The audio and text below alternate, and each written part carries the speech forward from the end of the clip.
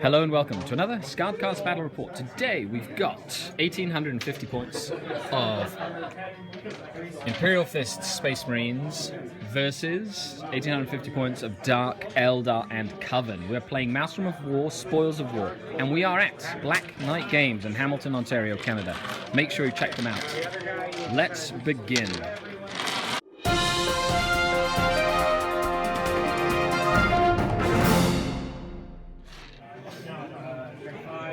Hello and welcome to another report. Today we have Trevor. Say hi, sir. He's seen him on the channel before. He's brought 1,850 points of Imperial Wrath something or other. More or less.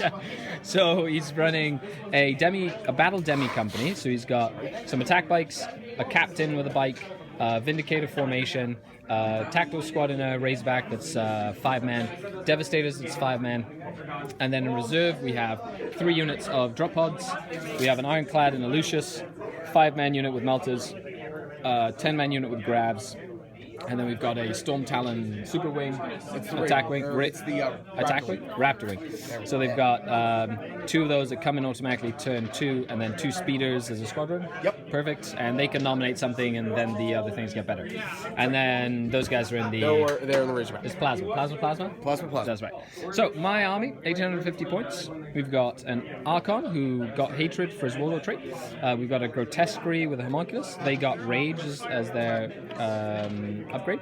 We got Mandrakes. They'll be outflanking, by the way. Sorry. We got a Deep Striking Raider of Splinter Axe Raiders. We've got a Scalpel Squadron with 2 Liquefy Guns. +1 Strength Reaver Jet Bikes with 1 Cluster Caltrop.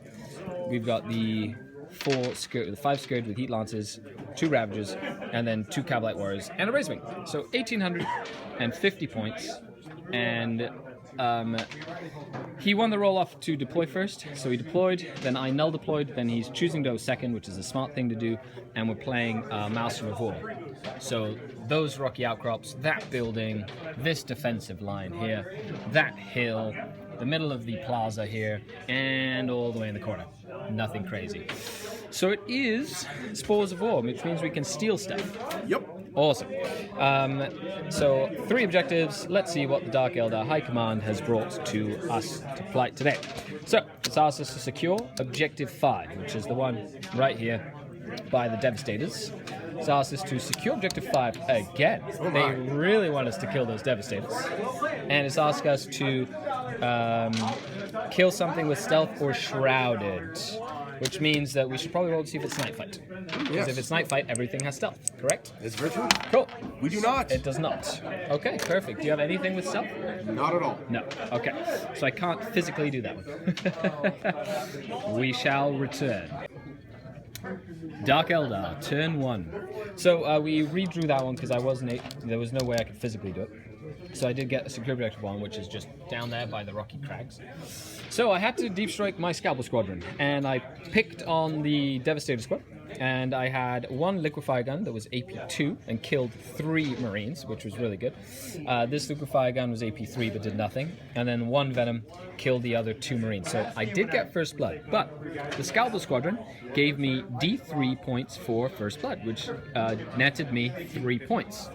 I also secured both Objective 5s, which means that I start the game with a 5-point turn. And now we're moving on to Space Marine.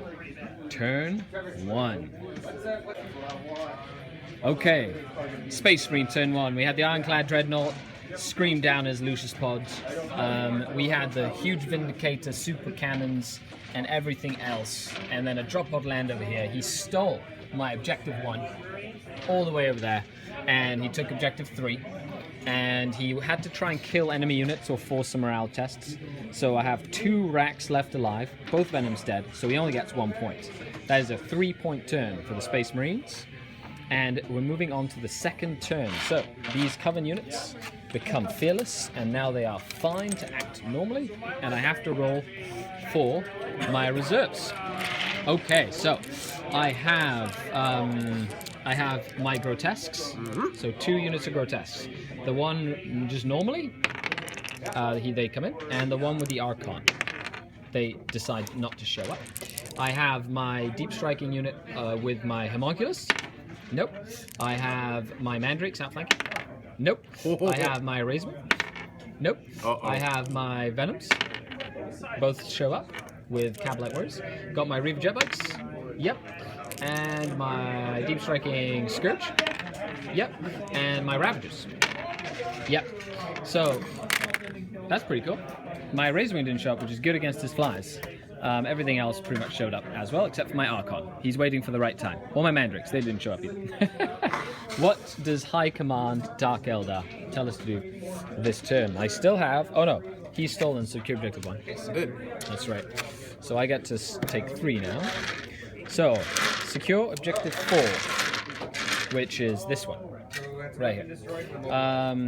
Domination, so control every objective marker. That's going to be very hard to do. And Fear and Terror.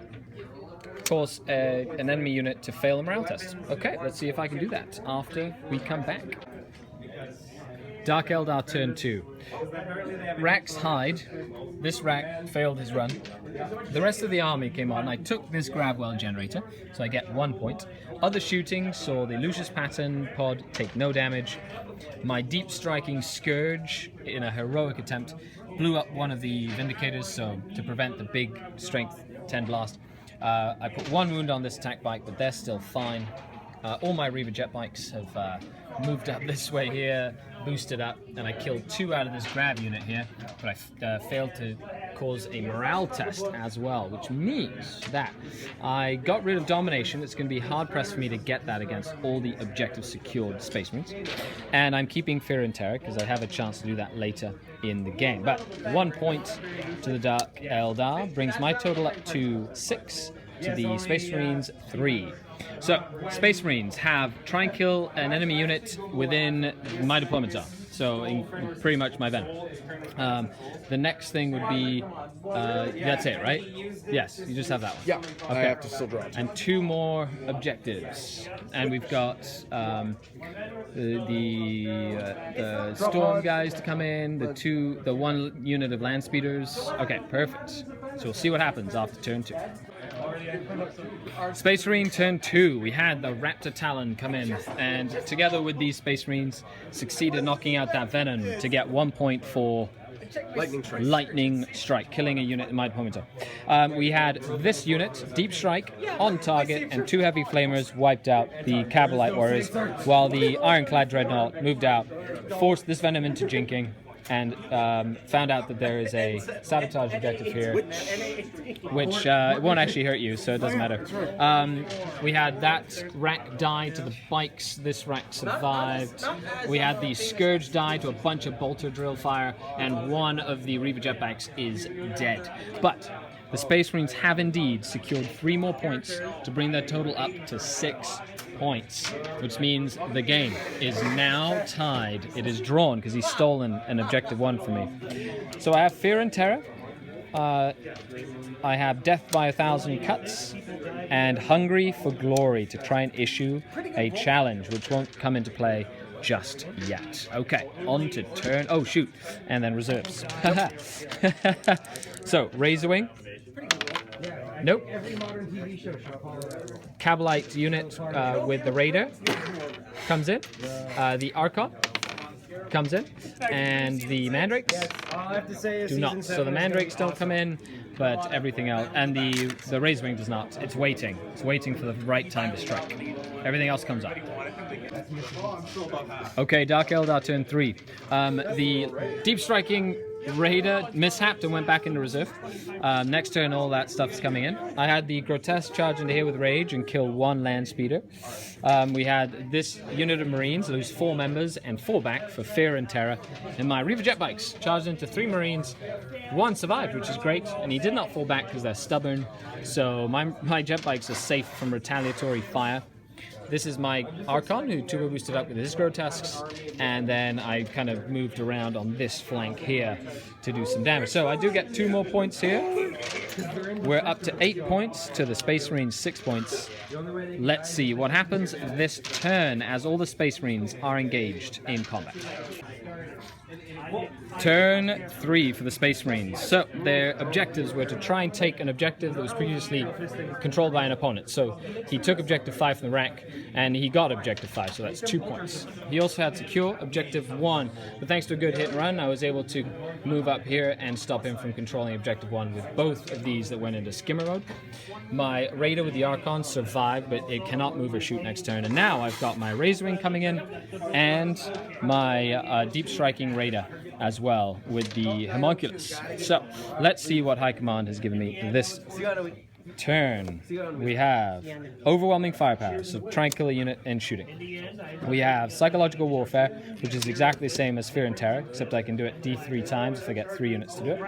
And Behind Enemy Lines, which is have enemies within 12 inches of your opponent's table edge. And if I have 3 units, that is D3 points. So let's see what happens after this.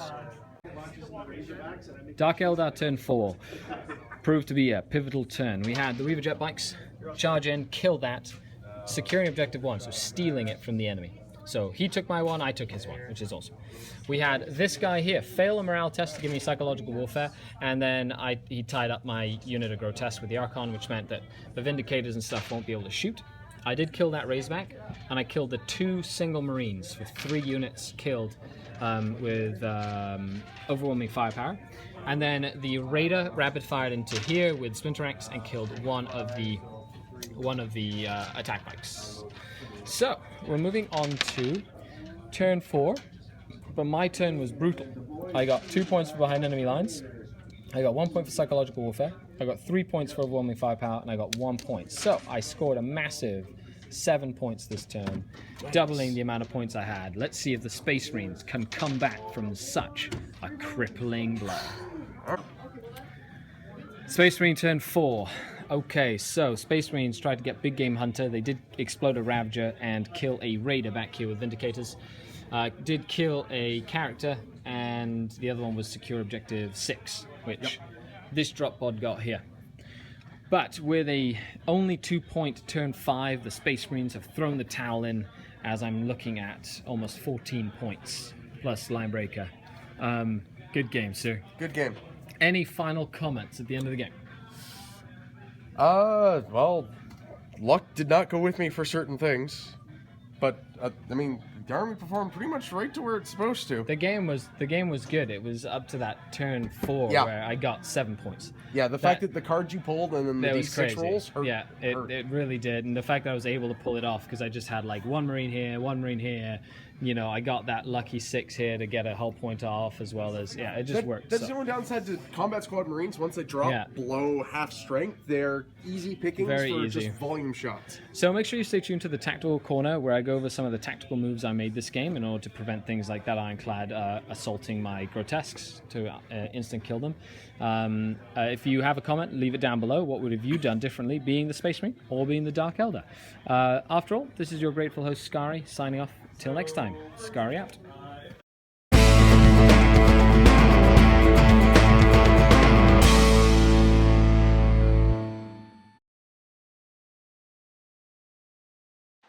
Hello and welcome to another Tactical Corner. So, I was playing 1850 points of Dark Eldar versus 1850 points of Space Marines. The mission is going to be Spoils of War, so we can steal each other's objectives, and the train, a bit built up in the middle, not so much over the sides. Playing against a half a battle company with the Ignore Cover Vindicators, which I knew was going to be a problem. My big MVPs in this game were my racks. So strategically, what I did was I left everything off the board and decided to reserve everything. He forced me to go first, which was a bad thing for me, but I was able to use that Scalpel Squadron to get myself first blood, which netted me 3 points because of that special rule. It also allowed me to annihilate the Devastator unit.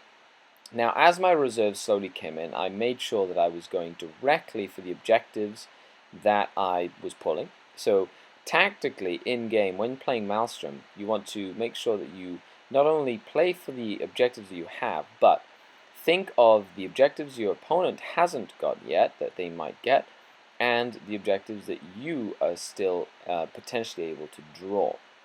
My grotesques in the grotesquerie were pivotal in this game, doing some heavy lifting in terms of killing land speeders and really just providing some muscle. But I'm very lucky that they didn't get charged by a dreadnought and all die horribly.